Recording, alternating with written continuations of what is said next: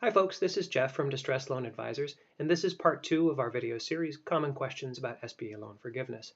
If you haven't already, be sure to check out part 1 of this series, and for answers to these questions and many others, visit us on the web at www.jasontees.com. Our first question is, what's the worst that can happen to me if I default on an SBA loan? Not to be the bearer of doom and gloom, but there are some very severe consequences to defaulting on an SBA loan.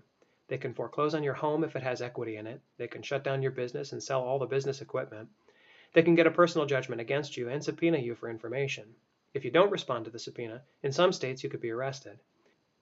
If you didn't pledge your home to start with, in some states they can place a judgment lien on your property that will remain there until you sell the property. In a nutshell, default is bad, and you should be proactive about settling. Our next question is, when I make a settlement offer, does it go through my lender or directly to the SBA? That depends on whether your lender has referred the matter to the SBA. In most cases of default, the lender continues to service the matter until they feel that all avenues have been exhausted and there's no chance of additional money. Once the lender reaches that point, the file is wrapped up and referred to the SBA for further collection efforts. Once the matter is referred to the SBA, the borrower and the guarantors will typically get a letter from the SBA. If you receive such a letter, your lender is no longer involved in the negotiation, and you are free to deal directly with the SBA. On the other hand, if you defaulted on your loan recently and there's collateral remaining that has not been liquidated, you will most likely have to continue to deal with your lender. If you try to deal with the SBA directly, chances are that they will refer you back to your lender. Let's take a look at another situation that comes up from time to time. My bank hasn't responded to my SBA settlement offer. Am I off the hook? The answer is that you're probably not. In today's economy, the workout areas at many banks are busting at the seams. There are simply too many files and not enough hours in the day to give proper attention to each file. Just because they aren't calling you back or responding to your emails doesn't mean that you've slipped through the cracks.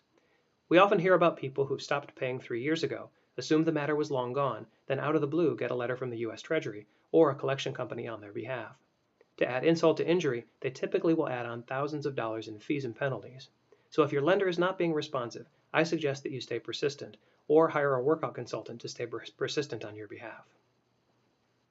And one final question for this video. My bank told me that because my loan is guaranteed by the SBA, they cannot settle. Is that true? It isn't, but we've heard this tale enough times that we should address it. The SBA has created a process and specific forms solely for the purpose of settling debt for less than the full balance. If your lender is throwing up roadblocks and blaming the SBA, it's likely because A, your lender doesn't do a lot of SBA lending and is not aware of the OIC process, or B, your lender does not want to settle and is trying to blame the SBA. Note, lenders are not required to settle, although most are willing to.